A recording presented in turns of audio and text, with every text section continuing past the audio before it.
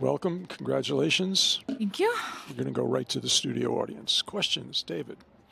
Hi, Jess. Congratulations Thanks. on the win. But I wanted to welcome you into the wide and wonderful world of podcasting. Oh, Just yeah. started that. I'm just curious how that came together, what it was like filming the first episode and the reception. Yeah. So obviously it's me, it's Maddie, Jenny, and Des. And we've all been really close for a few years now. And we've kind of always jokingly said, we should start a podcast, but I feel like everyone kind of says that, and you just never really get around to doing it. And then we saw the guys start Nothing Major, and we were kind of like, man, if they can do it, we can figure this out. Come on, seriously. And we talked to them a little about it, and they were like, you should do it. And we honestly threw it together. We had ideas of trying to start it before the U.S. Open or the week before the first week, just because we get so much coverage here. So we thought it would be a great time to launch in New York City. And threw it together within 2 to 3 weeks with a team. And went live yesterday. So it was kind of a scary moment. But we've gotten really great feedback so far. And it's just something fun that we wanted to do as friends. And we felt like we could give some really cool insight for people that are still playing on the tour. We've all had really 4 different kind of journeys to the top of the game, and gone through a lot of injuries and a lot of difficult moments. And, I think being friends also has really helped us, especially with all the traveling and just living this lifestyle that we live. So it's actually been really fun, kind of therapeutic for us. And I guess we're just kind of sharing that with the rest of the world. Podcast? No, I'm just I actually don't listen to a ton.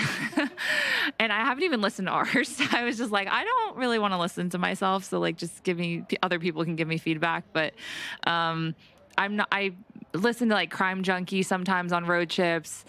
Honestly, I don't really listen to many else. So I was definitely new to this whole world of podcasts. Charlie? Yes, I just wanted to ask you, a few players today, they were cramping and that sort of thing. I just wondered how you kind of fuel before and during and even after matches. Players were cramping today? Yeah. It was so cool. Really? Guys or girls? Or Guys. Guys, yeah. I mean, I think cramping, though, is one of those things where it's not always the weather. I think sometimes it's just your physiological makeup a little bit, and there's not really much you can do sometimes. But I always just try to stay hydrated. I'm definitely big on hydrating, eating right a lot, the night before. During the day, I don't do as much. If anything, it's just something super easy to digest. So a lot of carbs and calories through liquid and stuff like that, and stuff that's really easy to eat.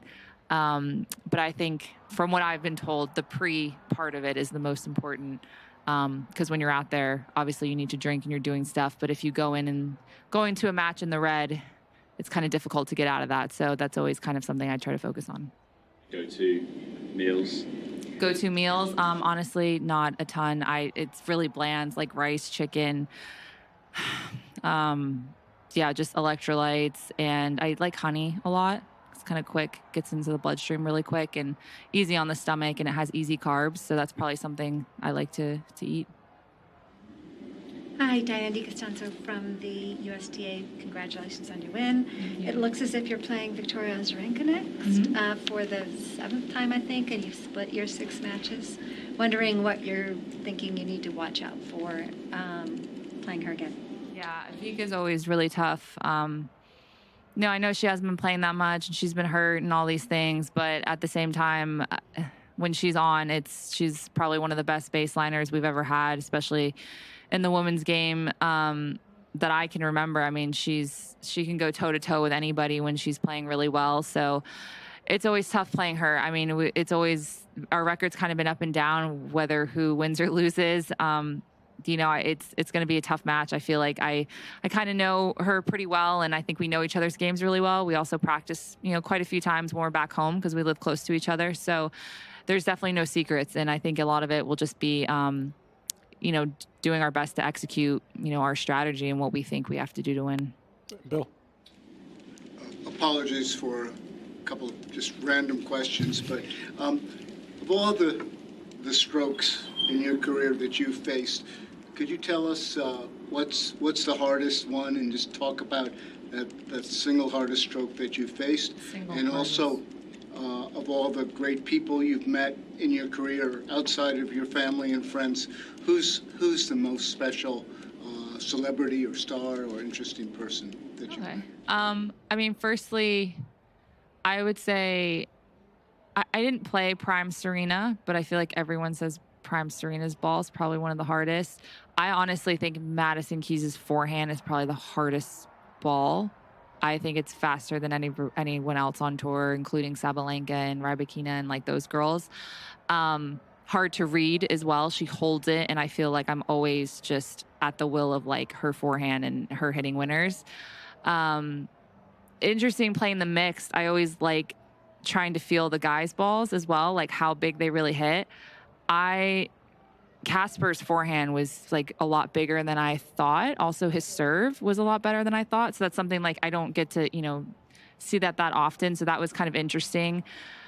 Obviously I haven't played with all the guys, so I don't know, but that, and then also Fritz. I think Fritz's ball striking is got to be up there with the probably top 5 in the world.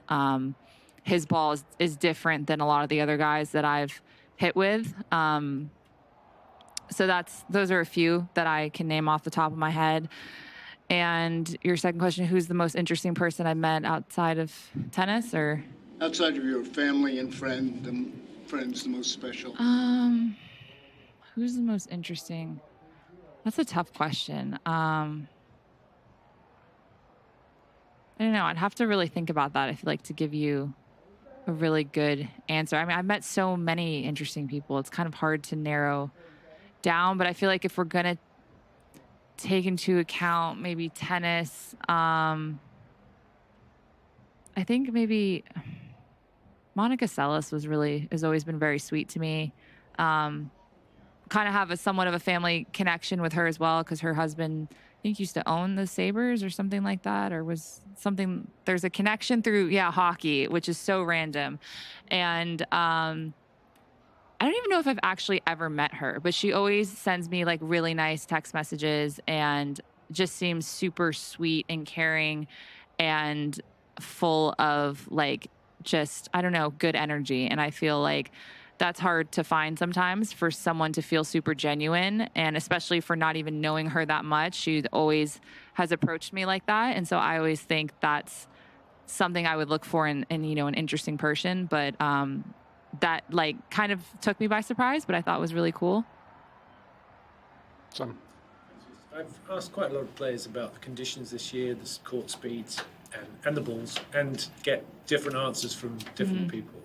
Do you know why? Do you have an idea why people have different thoughts on court speeds, even when, from the outside they should all be the same, but everyone thinks different stuff? What do you mean, like court speed here? Yeah. I mean, the courts definitely aren't all the same speed. So I think it depends on what court they maybe have hit on and practice on. The back courts are a lot faster than Ash. Ash is kind of like slow almost a little bit. Armstrong, I think, always is a little bit faster than Ash. So I think it depends on what courts you're playing on, to be honest, because I've definitely played on a lot of these courts here, and they're definitely not the same. I mean, they try to make it as much as they can, but, they have to lay them all down at different times and different days, and the temperature and all this stuff really changes that process. So, I mean, that's probably why, because they are not the same. Do you think some players are better at judging the court speed than others? Yeah, for sure. I think some people are really in tune to it, maybe too much. Some people just don't even care, and they're just like, oh, I don't know, it feels kind of this. And I don't know what's right or wrong. It's probably good in a sense to not really overthink it, but I do think sometimes maybe the lack of awareness might make you, I don't know, change your decision, or maybe not being aware can also hurt. But I think it just depends. Everyone's personality is so different when it comes to court speed and balls and stuff like that. In the middle. Hey, congrats on the win and the podcast as well, which is what I have a question about. There's this just wider conversation in sports about fan engagement. The USTA, the WTA, ATP are all approaching it in their own ways. I'm just curious, from a player's perspective, like, how do you think of fan engagement as a player? Do you see that as one of your responsibilities? If so, what do you think is the best way to do that? And, maybe is the podcast part of that? Is there a particular audience you're trying to reach? Yeah, I mean, the fan engagement is huge, and it's something that I feel like tennis has really changed over the last few years, especially at big events like here.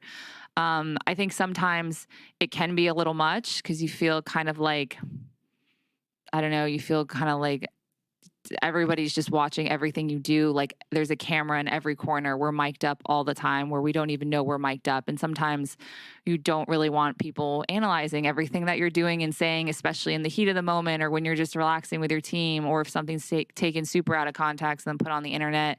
I think that aspect makes it really tough for us sometimes, but like having that sense of privacy and these really intense moments with you and your family or your team or whatever, the situation is, that can be really hard. But the podcast, I think, is a fun way for us to kind of control like our narrative a little bit better. And I think that's something where is cool in a sense, and we still want to engage with our fans. Like that's kind of the cool part and the most fun part for us that we've already done in a few episodes are answering fans' questions and getting ideas of what they want to see from us, and being able to control that, I think, is a lot better feeling for us than maybe the opposite of like what you're talking about, where we don't really have much of a choice about what's kind of being shown or what's going on or what we have to do through media. And that I think that kind of you feel like you're in less control, and that's when things maybe slip out or you're not in your best self or your best mood to maybe engage and talk and stuff like that. Okay, last question. Hey Jess, congrats on the win. You mentioned that you and Azarenka, like, each other's games really well. There are no secrets. Do you tend to prefer playing someone like that, where you kind of know well, or you'd rather someone kind of be coming in blind and have only watched tape before they feel your ball? I think I'd rather not really know someone, well, at least not know me. I think it kind of goes hand in hand. It's always tricky playing someone that you don't know how they feel, like how their ball feels and stuff like that. But at the same time, my ball, I know a lot of girls don't like. It's pretty low, it's flat, it skips through the court. And so I always feel like when I'm playing someone that doesn't know how my ball is, I can always, like, if I'm playing well, I feel like I'm always motivated to like come out really quickly and not let them kind of get onto my ball or the way my ball comes off and get into a rhythm. Whereas I think with Vika, it's kind of the opposite. Like she kind of likes my ball and she handles it well. And I'm like, okay, like now it's like a battle. And I think we kind of know that so well that we kind of know what's going to happen or, how it's going to play out. So I think in a way I kind of almost would rather someone not know and vice versa, where I feel like I can kind of blitz them a little bit quickly before they have a chance. Okay. Thank you, everyone. Thanks. Thank you.